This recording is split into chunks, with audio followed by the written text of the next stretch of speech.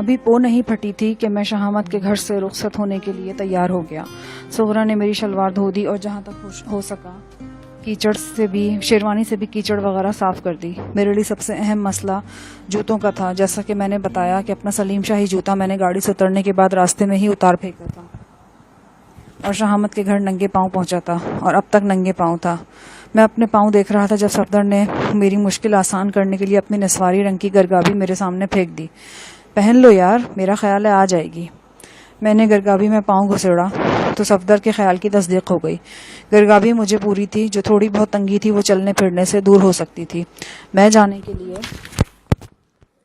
تیار ہوا تو شہامت کی ماں روتی ہوئی آئی اور میرے گلے سے لپٹ گئی۔ پتر، آج تو ہمارے لیے رحمت کا فرشتہ بن کے آیا ہے، لیکن تیرے جانے کے بعد ہمارا کیا ہوگا؟ ہمیں لاوارث کر کے مت جا۔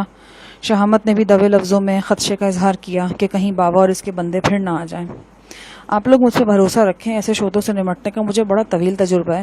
اسی تجربے کی بنیاد پر میں آپ لوگ کو گارنٹی دے رہا ہوں کہ اب وہ اپنا کالا منہ آپ کو نہیں دکھائیں گے۔ ویسے بھی آپ کی طرف سے میں بے خبر نہیں رہوں گا، ہو سکتا ہے 1-2 روز میں یا پھر چکر لگاؤں۔ پھر میں نے صفدر کو ایک طرف لے جا کر کہا، مجھے 1% بھی یقین نہیں ہے کہ کاربین ادھر کا رخ پھر کرے گا۔ اگر تم زیادہ احتیاط کرنا چاہتے ہو تو مال غنیمت میں سے ایک رائفل لوڈ کر کے پاس رکھ لو، کچھ اور نہیں تو تمہارے میزبانوں کا حوصلہ ہی بلند رہے گا۔ وہ اقرار میں سر ہلانے لگا۔ اور اب خود کو اکیلا نہ سمجھنا، میرے لیے انجم اور اپنی بہن میں کوئی فرق نہیں۔ انشاءاللہ وہ دونوں رہا ہوں گی اور بہت جلد ہوں گی۔ اہل خانہ کو خدا حافظ کہہ کر میں شہامت کے مکان سے نکلا اور نیم تاریک گلی میں احتیاط سے چلتا جنوب کی طرف بڑھنے لگا۔ شہامت کے گھر سے ایک بہت پرانی برساتی مجھے دستیاب ہو گئی۔ اس کٹی پھٹی برساتی نے بارش کو تو خیر کیا ہی روکنا تھا، میری سیاہ شیروانی ضرور چھپا لی۔ اب راستے میں کوئی دیکھ بھی لیتا تو ذرا حیرت کا اظہار نہ کرتا۔ گاؤں سے نکل کر مجھے قدر اطمینان ہوا اور میں مکئی کے کھیتوں میں ایک تنگ راستے پر چلنے لگا۔ بارش نے جگہ جگہ دلدل بنا رکھی تھی۔ 1 قدم آگے اور 2 قدم پیچھے جانے والا لطیفہ مجھ پر صادق آ رہا تھا۔ گاؤں سے 2-3 فرلانگ ہی آگے آیا کہ اچانک بارش شدت اختیار کر گئی۔ اس کے ساتھ ہی اولے بھی پڑنے لگے۔ یہ موسمی تبدیلی میرے حق میں تھی۔ میں گاڑی تک پہنچتے ہوئے کم سے کم افراد کا سامنا کرنا چاہتا تھا اور بارش اس سلسلے میں معاون ثابت ہو رہی تھی۔ قریباً 1 گھنٹے بعد میں اس کھیت میں پہنچا جہاں گنے کے دھلے دھلائے سبز پودوں کے درمیان سرخ نسان سنی کی جھلک دکھائی دی، جیسے ایک چمچم کرتی دوشیزہ ہو اور اپنی رومانوی مجبوریاں سمیٹے کسی کا انتظار کر رہی ہو۔ میں چھپا چھپ پانی میں چلتا گاڑی تک پہنچا اور دروازہ کھول کر اندر گھس گیا۔ اندر پہنچتے ہی یخبستہ ہوا سے نجات مل گئی۔ میں نے عقب نما آئینے میں اپنا چہرہ دیکھا۔ چہرے اور سر کے بالوں کا براؤن رنگ بھیگنے کے باوجود جو کا تو تھا، بالکل اصلی معلوم ہو رہے تھے۔ میں نے ڈیش بورڈ سے کنگھا نکال کر بال سیدھے اوپر کو بنا لیے۔ براؤن مونچھیں اور بھووں نے میری صورت حیران کن حد تک بدل دی تھی۔ رہی صحیح کسر آئی لینسز نے پوری کر دی۔ حلیے سے مطمئن ہو کر میں نے گاڑی سٹارٹ کی اور ریورس گیئر لگا کر کھیت سے باہر آ گیا۔ ایک بار پھر میں نے وہی شارٹ کٹ استعمال کیا جس نے حویلی تک میرا سفر تقریباً 14 میل کم کر دیا تھا۔ 6 میل کا نہایت کٹھن سفر کر کے میں قریباً 1 گھنٹے میں اس برانچ روڈ پر پہنچ گیا جو تریمو ہیڈ ورکس کے قریب مین روڈ سے جا ملتی تھی۔ اس وقت 8 بج چکے تھے۔ چھاجوں میں برستی بارش میں اکا دکا گاڑیاں ہی نظر آ رہی تھیں۔ میں نے ایک جگہ رک کر چائے پی، تازہ اخبار پر نظر دوڑائی اور پھر پوری رفتار سے لاہور روانہ ہو گیا۔ دوپہر کے 2:30 بجے تھے جب میں نے راوی کا پل پار کیا اور لاہور داخل ہو گیا۔ راوی روڈ پر بادشاہی مسجد کی جھلک نظر آئی۔ اس کے ساتھ ہی مینار پاکستان سر اٹھائے کھڑا تھا۔ فضاؤں میں جانی پہچانی خوشبو آنے لگی اور سماعت میں وہ آوازیں رس گھولنے لگی جو ہر شہر کی الگ پہچان ہوتی ہیں۔ جانی پہچانی سڑکوں سے گزرتا میں لوئر مال کی طرف آیا۔ میں راستے میں ہی طے کر چکا تھا کہ مجھے گاڑی کہاں روکنی ہے۔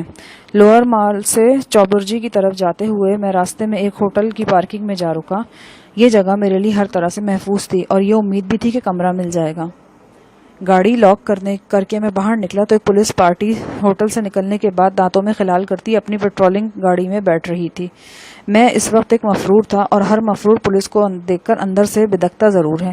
میں بھی تھوڑا سا بدکا، لیکن اب ایسا بھی نہیں تھا کہ یہ کیفیت چہرے پہ آ جاتی۔ میں نے ایک اچٹتی نگاہ قانون کے محافظوں پر ڈالی اور ان کے پاس سے گزرتا ہوا ہوٹل آ گیا۔ حسب توقع مجھے ایک ڈبل بیڈ دستیاب ہو گیا۔ فرضی شناختی کارڈ پر میرا نام چودھری احسان الہی درج تھا۔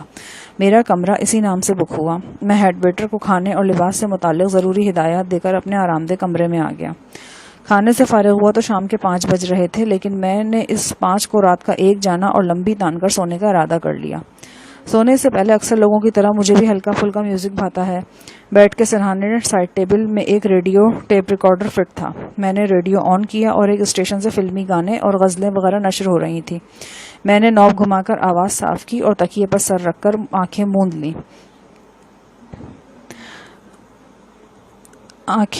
ली। मौसीकी की लहरों पर तैरता हुआ धीरे धीरे नींद की पुरसुकून झील की जाने बढ़ने लगा। यकायक जैसे किसी ने मेरे कानों में खंजर घोंप दिया। समात में एक पुराने गाने के बोल पूरी सफाकी से गूंज रहे थे। ये जिंदगी के मेले दुनिया में कम ना होंगे। सॉरी, इसकी टोन गलत हो गई। अफसोस हम ना होंगे ये जिंदगी के मेले। मैंने हाथ बढ़ाया और रेडियो ऑफ कर दिया। इससे पहले भी कई बार इस गाने ने मुझ पर ऐसा ही असर किया था और जब भी ये वाकया रोनुमा होता तो मैं कई माह तक रेडियो और टेप रिकॉर्डर से दूर ही रहता। मेरी कुछ तल्ख यादें इस गाने से वाबस्ता थीं। ऐसा जब भी याद और नग़्मे, जब भी कोई हमें एहसास का कचौका लगाता है, दूसरा दर ख्याल पर खुद ब खुद दस्तक देने लगता है। जैसे अटक जेल के दरो बाम में गूंजने वाला गीत कदी आमिल राझड़वे मैं लुक लुक नीर बहावा। इन बोलों के साथ ही नूर मोहम्मद का चेहरा अपनी तमाम तजुज़ियात के साथ तस्वुर में आता था। नूर मोहम्मद का ख्याल आते ही मेरी सोचों का धारा यकलख मुख्तलिफ सिमत में रवा दवा हो गया। आह नूर मोहम्मद, क्या बीती होगी तुझ पे। कैसी हादसों भरी रात थी जिसने तुझे मुझसे जुदा किया। कैसे हौलनाक मनाजिर थे। मैं याद करके लरस गया। तल्ख सोचों का सिलसिला एक बार फिर शुरू हुआ तो दराज ही होता चला गया। अगले रोज़ तल्ख सिलसिला दराज होता चला गया। मेरे अंदर एक आतिश फिशा सा दहकने लगा। ऐसा लगता था कि मैं फट पड़ूंगा। इस आतिश फिशा को ठंडा करने के लिए मैंने बाथरूम में घुसकर 2 गिलास पानी पिया और फिर 3 स्लीपिंग पिल्स खाई और गहरी और निढाल सा होकर बिस्तर पे गिर गया। अगले रोज़ मेरी आंख 10 बजे से पेशतर ना खुली।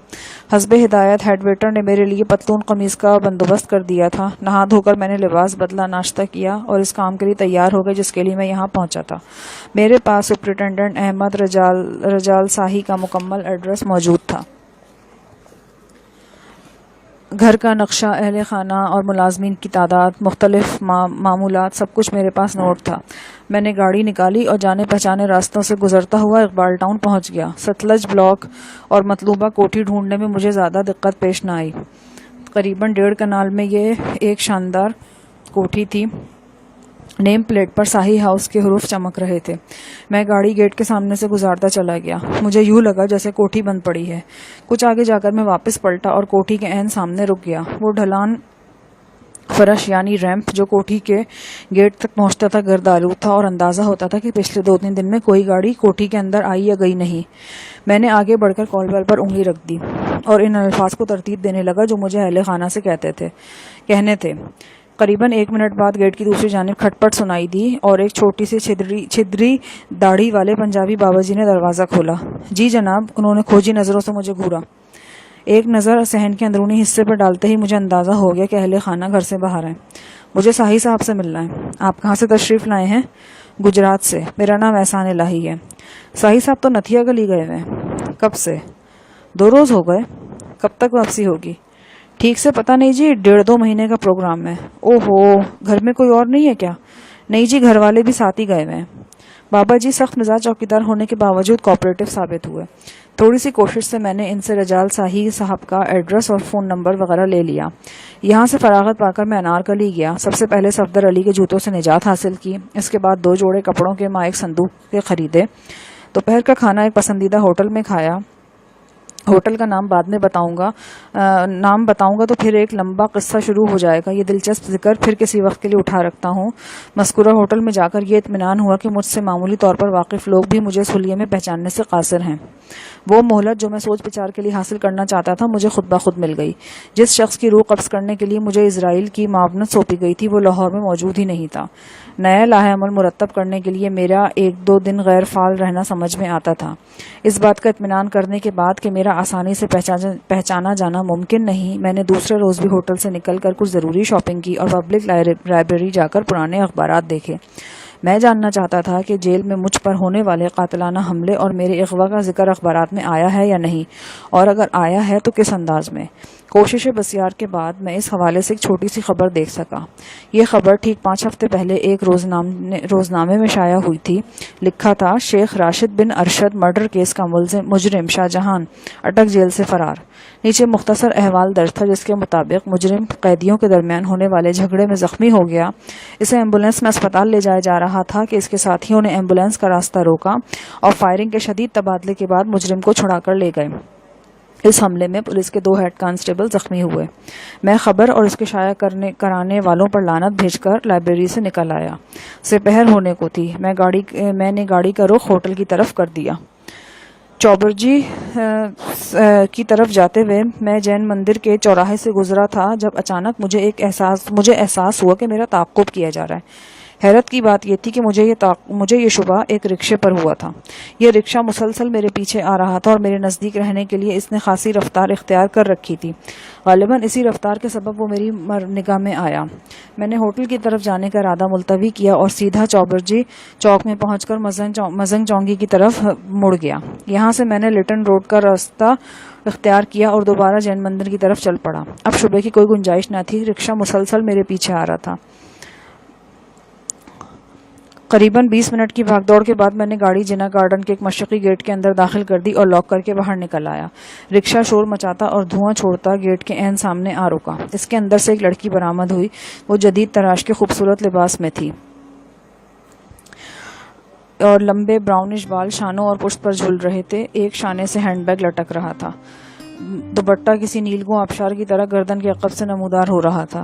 وہ ہاپتی کاپتی رکشے سے اتری اور میری طرف دیکھنے لگی۔ میں نے آنکھوں کا فوکس درست کیا اور یکلخت رگوں میں خون سنسنا اٹھا۔ میں نے پہچان لیا تھا، وہ غزالہ تھی۔